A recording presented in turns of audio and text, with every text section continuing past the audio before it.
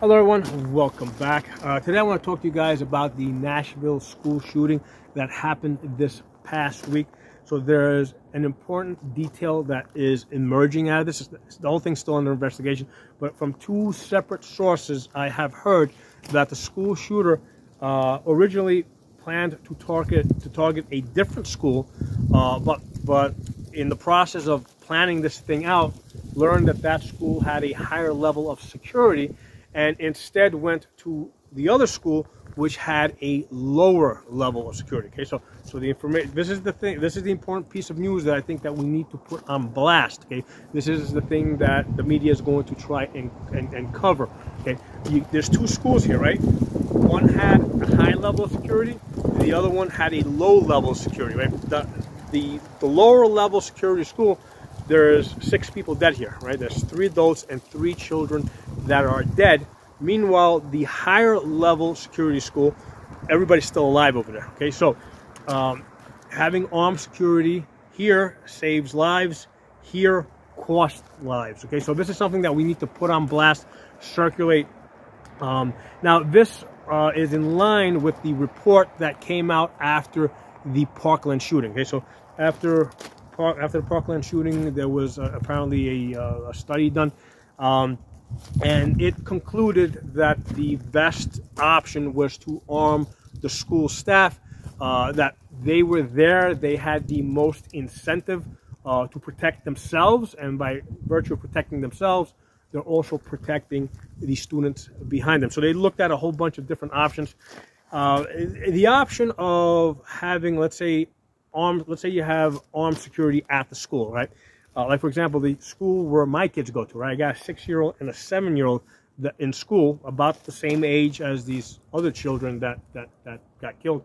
Now, my school has security, but from what I understand, they got 1 armed guard, okay? So 1 armed guard by himself is not enough, okay? Because he simply cannot cover enough area, okay? You need people spread out through the entire school that are armed and trained. Okay, so I mean, you pretty much can't turn the school into a police precinct where you bring all the cops over and basically, you know, situate them throughout the school. I mean, that's not practical. What does make sense is to arm and train some of the school staff that are interested in this, right, that would want to participate in this, and by them protecting themselves, because that's the first thing that's going to kick in. They're going to want to protect themselves.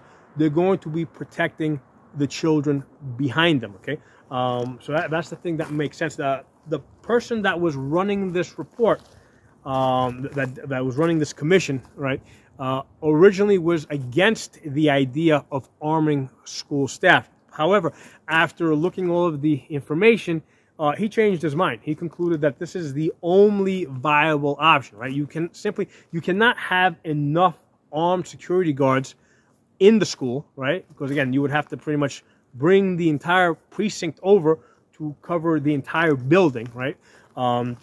It's not enough to just have 1 armed guard at the door, because there's multiple entrances, there's windows, you know. You got to have people throughout the entire building that are trained and armed, okay? So that didn't make sense, and this idea that some people have of disarming society, that obviously doesn't make sense by simple virtue of the fact that we're not giving up our guns. Okay, the anti-gunners have to accept the fact that, I guess, for the last 15 years, we've been buying guns because because they've been talking about banning them. So if we're buying guns prior to a possible gun ban, we're buying it with the intention of not surrendering it, okay? So they're never going to get the guns out of society, okay? So you can't take the guns away. That's completely off the table. You can't fill the school up with cops, okay? So what are you left with? The only viable option is to allow the school staff to be armed and trained, you know, spread throughout the whole building. They're in the best position to protect themselves and protect children, okay? Now, aside from that, there's also another piece of interesting information that I think came out of this shooting. I was watching the body camera of the officers moving through the building. Again, they did make some tactical mistakes, but I don't think that this is a team that had worked together. I think that's like 3 separate cops that kind of showed up, so I don't think they had actually trained to do room clearings together. They might have each been individually trained to do room clearings, but they hadn't been trained to operate as a team. Okay, so they're going to make some tactical mistakes. There's going to be some communication errors. I mean, I think that they did, pretty good. They wanted to get to the shooter as quickly as possible.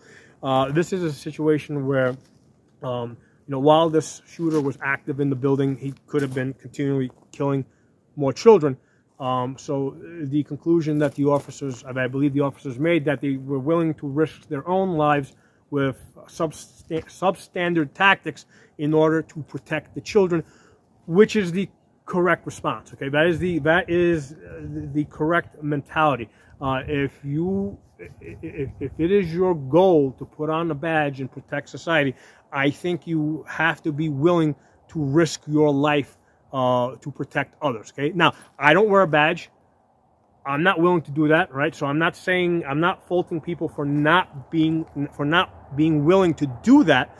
But what I am saying is that when you put on the badge, right, and you take that oath, you should be willing to risk your life to protect others. That should be the core purpose of the job, rather than to be a tax collector, right? Because a lot of these cops, they're pretty much hired with the purpose of basically writing tickets and raising money for the city. So a lot of cops are hired as tax collectors, and the focus of their training is exactly that: writing tickets. It's not, in tactical training, because that's not what the job is, right? There's no money in being really good in tactical training. The money that cities collect is from issuing tickets. So the bulk of the training is focused on ticket writing. Okay, so that's another thing that pops up. And now the other thing that stands out watching the body cam footage is, if you look at the guns. There was 3 guns that were, I think, there was probably more guns. I think it was a total like 5 people. But the ones that I saw a shotgun, I saw an AR, and I saw a pistol. Okay, the rifle and the pistol both had optics. Okay, now the optic on the rifle was an LPVO. I think a big window red dot, like an EOTech or a Holosun 510C, big window, 2 MOA dot with a big circle. I think that would have been a better choice for that type of situation, perhaps with a magnifier behind it. But anyway, the LPVO worked. It did the job. But the point there is that no iron sights, optic, right? The guy had an optic on his rifle. He may have had backup sights, but he used the optic. And same thing on the pistol. The person with the pistol, he also had a red dot. He had an optic on his pistol. And one of the things I tell people is that, pistols without optics are antiques. Okay, so that's something that I think kind of stood out. I mean, it's not the first time I've seen cops with red dots on pistols, but it's the first time I've seen it in that type of a situation. Where they're, actively engaged in trying to save their lives and the lives of others. Okay, so that's the things that stood out, right? And I wanted to put that out, and I think that we really need to put on blast the fact that there's a school over here where 6 people are still alive because they had more security, while there's a school over here where 6 people are dead because they had less security. Question is, why the resistance? The resistance, there's only one reason. I mean, basically the resistance to having armed security is solely for the purpose that it does not fit the agenda, the anti-gun agenda of the Democrats. Okay, they don't want us to have a victory. Okay, that's the only reason why I can see Democrats would be against allowing school staff to be armed and trained. Okay, so it doesn't fit their agenda, it doesn't fit what they're trying, their narrative, or what they're trying to sell to everyone.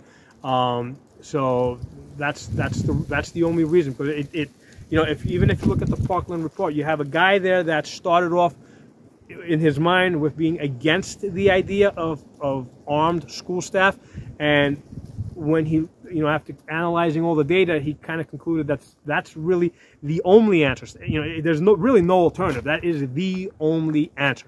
Thanks for watching. I'll talk to you all soon.